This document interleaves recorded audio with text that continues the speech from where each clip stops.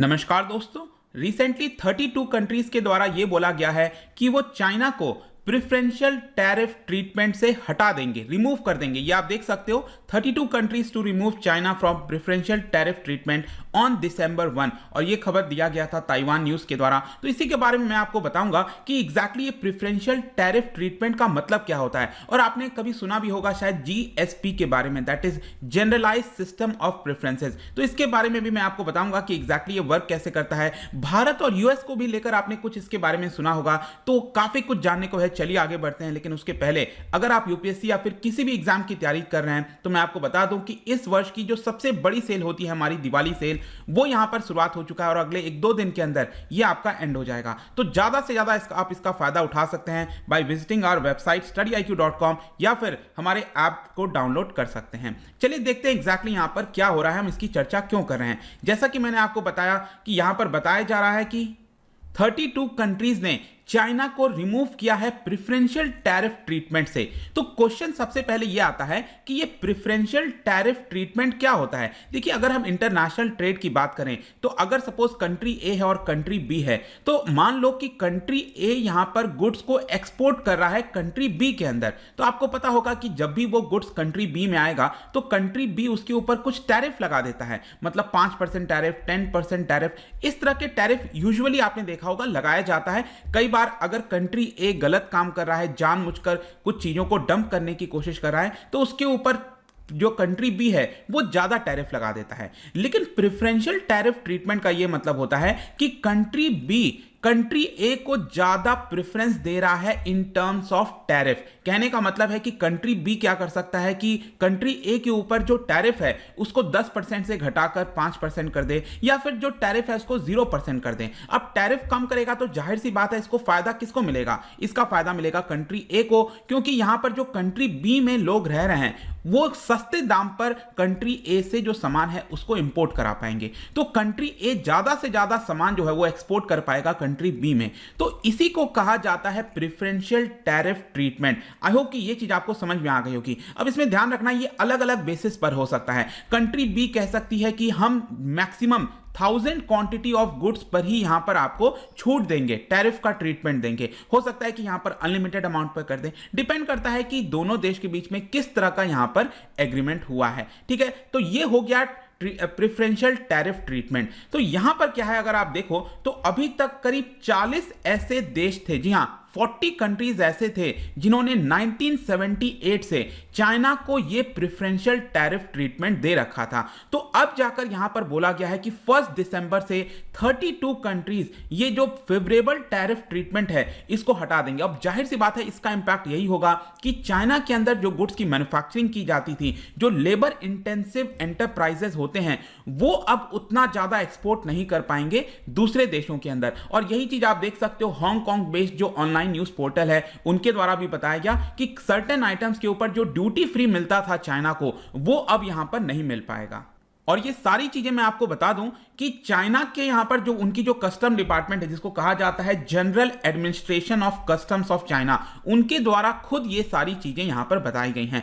Question यहां पर यह भी आता है कि कौन कौन से ऐसे देश हैं जो कि इस 32 कंट्रीज के अंदर आते हैं, मतलब जो अपना जो प्रेफरेंशियल ट्रीटमेंट है वो वापस ले रहे हैं। तो आप देख सकते हो सबसे पहले तो जितने भी यूरोपियन यूनियन के देश हैं, दैट इज 27 कंट्रीज, इसके अलावा यूनाइटेड किंगडम हो गया, कनाडा, टर्की, यूक्रेन, लिंकनस्टाइन, तो ये जितने भी देश हैं वो 1 दिसंबर से यहां पर जो प्रेफरेंशियल टैरिफ ट्रीटमेंट देते थे। अब देखिएगा ये सारी चीजें क्या होता था ना कि जो चाइना है वो जीएसपी के लिए एलिजिबल था। मतलब प्रेफरेंशियल टैरिफ ट्रीटमेंट का बेसिक मतलब होता है कि आप जीएसपी के लिए अवेलेबल हो। इसका मतलब है जनरलाइज्ड सिस्टम ऑफ प्रेफरेंसेस। मैं आपको आगे बताऊंगा, डोंट वरी, इसके बारे में जीएसपी हम डिटेल से समझेंगे। लेकिन अब यहां पर चाइना के पास सिर्फ 3 ऐसे देश बचेंगे, दैट इज नॉर्वे, न्यूजीलैंड और ऑस्ट्रेलिया, जहां से इनको अभी भी वो ट्रीटमेंट मिल सकेगा, मतलब कम दाम पर वो एक्सपोर्ट कर सकते हैं। अब क्वेश्चन ये आता है कि ये जितने भी 32 कंट्रीज हैं जो कि पहले जीएसपी ट्रेड अलाउ करते थे, जीएसपी अलाउ करते थे, मतलब चाइना एलिजिबल था जनरलाइज सिस्टम ऑफ प्रेफरेंसेस से। इसका मतलब क्या है? देखो, जो जीएसपी है जनरलाइज सिस्टम ऑफ प्रेफरेंसेस, ये आपका लाया गया था under UNCTAD, that is United Nations Conference on Trade and Development. 1971 में इस तरह का कोई सिस्टम लाने की कोशिश की गई थी, और इसकी वजह से क्या हुआ है कि कई वर्षों तक जो डेवलपिंग कंट्रीज हैं उनको फायदा मिला है। बेसिकली क्या होता है कि जो डेवलप्ड देश हैं जैसे कि अमेरिका हो गया, यूरोप के कई सारे देश हो गए, वो लोग क्या करते थे कि जो डेवलपिंग कंट्रीज हैं जैसे भारत है, चाइना है, इनको यहां पर टैरिफ में कुछ छूट दे देते थे। जैसे कि आप देख सकते हो टोटल 15 कंट्रीज इसके अंदर आती हैं, जैसे Armenia, Australia, Belarus, Canada, European union, ये टोटल 27 कंट्रीज को एक में ही काउंट किया गया, ध्यान रखना, यूरोपियन यूनियन, उसके बाद आइसलैंड, जापान।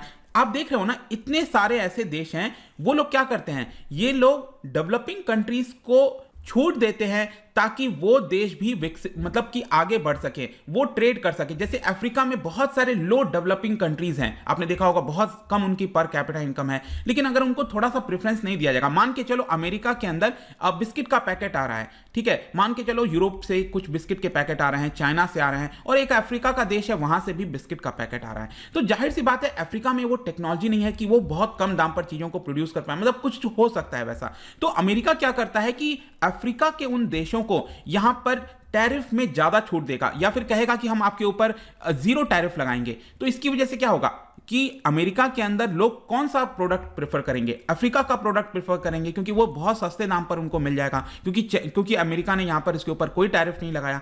तो यही चीज है कि जो लो डेवलपिंग कंट्रीज हैं उनको ज्यादा फायदा मिल सके, डेवलप्ड देशों के अंदर ट्रेड ज्यादा हो, इसी के लिए जीएसपी को लाया गया था 1971 में। फर्दर इसके अंदर क्या किया जाता है कि जो एक्सपोर्टर्स हैं उनके अंदर अंडरस्टैंडिंग बढ़ाई जाती है, अवेयरनेस को फैलाया जाता है कि किस तरह से जो लोअर इनकम कंट्रीज हैं वो इस स्कीम का ज्यादा से ज्यादा फायदा उठा सकते हैं। अब देखिए इस कॉन्टेक्स्ट में भारत और अमेरिका का भी बहुत ही इंपॉर्टेंट हुआ था जब डोनाल्ड ट्रंप प्रेसिडेंट थे। आप देख सकते हो 2019 की न्यूज है, जब डोनाल्ड ट्रंप ने जो भारत को प्रेफरेंशियल ट्रेड स्टेटस दिया जाता था, ये जीएसपी की मैं बात कर रहा हूं, जनरलाइज सिस्टम ऑफ प्रेफरेंसेस, उसका स्टेटस भारत से छीन लिया था।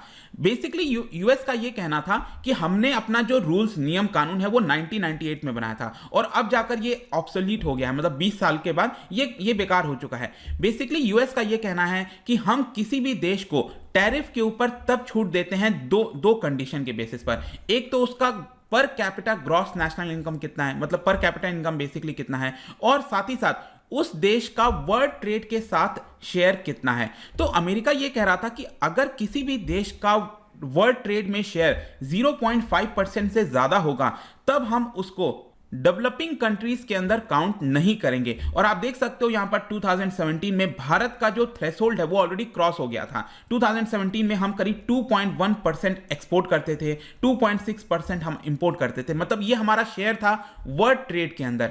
और इसी की वजह से यहां पर अमेरिका का कहना था कि भले ही आपका जो पर कैपिटा इनकम काफी कम है, दैट इज जस्ट $2,000 के आसपास, आपको पता होगा। वैसे अगर आप डेवलप्ड देशों की बात करें तो उनका पर कैपिटा इनकम यूजुअली $12,000 से ज्यादा का होता है, लेकिन भारत का पर कैपिटा इनकम बहुत कम है, उसके बावजूद भी, क्योंकि वो G20 देश में शामिल है, प्लस यहां पर मैंने बताया वर्ल्ड ट्रेड का शेयर उसका काफी ज्यादा है। तो अमेरिका ने कहा कि हम आपको डेवलपिंग कंट्रीज के अंदर नहीं रखेंगे, हम आपको डेवलप्ड कंट्रीज के अंदर रखेंगे।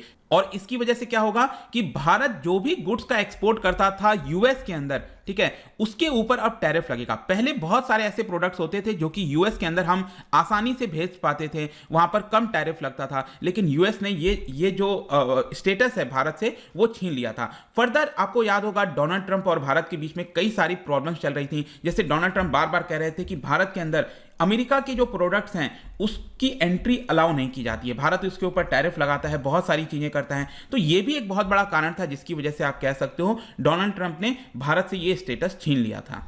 तो आई होप कि अब आपको समझ में आ गया होगा कि जीएसपी एग्जैक्टली है क्या। लेकिन इसके साथ साथ यहां पर एक और डिफरेंस आपको पता होना चाहिए एमएफएन के साथ। एमएफएन आपने सुना होगा, इसको कहते हैं मोस्ट फेवर्ड नेशन का स्टेटस का दर्जा। आपको याद होगा काफी लंबे समय तक जो भारत है उसने पाकिस्तान को एमएफएन का स्टेटस दिया हुआ था, मोस्ट फेवर्ड नेशन का, लेकिन पाकिस्तान ने कभी भी नहीं दिया था। लेकिन आगे चलकर जिस तरह से टेरर एक्टिविटीज बढ़ा, बाद में चलकर भारत ने भी ये स्टेटस पाकिस्तान से छीन लिया।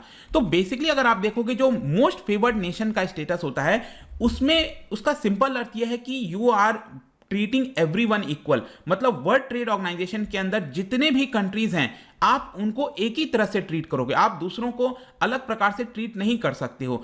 यही होता है एमएफएन स्टेटस प्रोवाइड करना। लेकिन जीएसपी मैंने आपको क्या बताया, जनरलाइज सिस्टम ऑफ प्रेफरेंसेस। यहां पर क्या होता है कि आप डेवलप्ड और डेवलपिंग कंट्रीज के बेसिस पर अलग अलग देशों को अलग प्रकार से ट्रीट कर सकते हैं। तो बेसिक डिफरेंस ये है कि एमएफएन में आपको किसी भी प्रकार का डिस्क्रिमिनेशन नहीं करना है, लेकिन जीएसपी के अंदर आप यहां पर डिस्क्रिमिनेशन कर रहे हो on the basis of develop and developing countries. ठीक है, तो ये भी डिफरेंस आपको याद रखना होगा अपने एग्जाम पॉइंट ऑफ व्यू से। तो फाइनली हम अपने वीडियो के एंड में आए तो यहां पर क्वेश्चन ये आता है कि चाइना से जब ये 32 कंट्रीज ये स्टेटस ले रहे हैं तो अब इसको लेकर चाइना का क्या रिएक्शन है। तो देखिए, चाइना सरप्राइजिंगली ये कह रहा है कि वो इस चीज को वेलकम कर रहा है। मतलब चाइना का ये जो बॉडी है उन्होंने प्रेस किया है इस चीज को और कहा है कि देखिए, जो डेवलप्ड देश हैं उनको अब कहीं ना कहीं लगने लगा है कि जो चाइना है वो अब लो इनकम कंट्रीज में नहीं आता है, लोअर मिडिल इनकम कंट्रीज में नहीं आता है। चाइना के जो प्रोडक्ट्स हैं वो काफी कॉम्पिटिटिव हैं, उनको किसी प्रकार के प्रोटेक्शन की आवश्यकता नहीं है। ऐसा चाइना का रिएक्शन आया है, उनके द्वारा बोला गया है। लेकिन मैं आपको बता दूं कि डेफिनेटली इसकी वजह से जो चाइना के प्रोडक्ट्स हैं उसके ऊपर आपको असर देखने को मिलेगा। मैंने आपको क्या बताया कि चाइना कम दाम पर दूसरे देशों में प्रोडक्ट्स को भेज पाता था, लेकिन इसकी वजह से क्या होगा, वो देश अब यहां पर टैरिफ लगाने लग जाएंगे चाइनीज प्रोडक्ट के ऊपर। तो ऑटोमेटिकली क्या होगा कि चाइना के जो प्रोडक्ट हैं वो महंगे हो जाएंगे और उसकी उतनी बिक्री वहां पर उन देशों में नहीं हो पाएगी। तो चाइना के अंदर जो इंडस्ट्रीज हैं, स्पेशली जो लेबर इंटेंसिव इंडस्ट्रीज हैं, वो काफी ज्यादा हिट होने वाले हैं। और एक प्रकार से आप कह सकते हैं कोविड और जिस प्रकार का रवैया रहा है चाइना का, अब उसकी वजह से बहुत सारे मैन्युफैक्चरिंग यूनिट्स दूसरे देशों में शिफ्ट हो रहे थे, चाइना से भारत के अंदर आ रहे थे, साउथ ईस्ट एशिया में जा रहे थे। तो वो जो मूवमेंट है ना वो और ज्यादा बढ़ जाएगा। तो डेफिनेटली इसकी वजह से भारत को अब ज्यादा से ज्यादा अपॉर्चुनिटी तलाशने की कोशिश करनी चाहिए। तो ये पूरी खबर थी जहां पर बताया गया है कि 32 नेशंस ने चाइना को रिमूव कर दिया है from the preferential tariff treatment. I hope कि सब कुछ आपको इसके बारे में समझ में आ गया होगा। जाने से पहले एक इंटरेस्टिंग क्वेश्चन, अभी मैंने आपको वीडियो में यूएनसीटीएडी के बारे में बताया, तो इनके द्वारा कई सारी रिपोर्ट निकाली जाती हैं। आपको बताना है इन 4 में से वो रिपोर्ट कौन सा नहीं है। मतलब इनके द्वारा कई सारे रिपोर्ट निकाली जाती हैं, लेकिन कौन सा रिपोर्ट नहीं निकाला जाता है ये आपको बताना है। इसका राइट आंसर आपको मैं बता दूं कि मेरे इंस्टाग्राम पर तो मिलेगा ही, वहां पर अगर आप नहीं हो कोई बात नहीं, टेलीग्राम से भी ले सकते हैं इसका सही उत्तर। मैं कई सारे एमसीक्यूज यहां पर डालता रहता हूं स्टोरीज के फॉर्म में, आप जाकर प्ले कर सकते हो। बाकी अगर आपको पीडीएफ चाहिए तो टेलीग्राम पर आइए, अलग अलग सोशल मीडिया पर भी आप जुड़ सकते हैं। साथ ही साथ यूपीएससी या फिर किसी भी एग्जाम की तैयारी कर रहे हैं तो आप हमारे ऐप को डाउनलोड कर लीजिए। आई होप कि वीडियो आपको पसंद आया होगा। मिलता हूं आपसे next time, till then thank you very much, see you soon.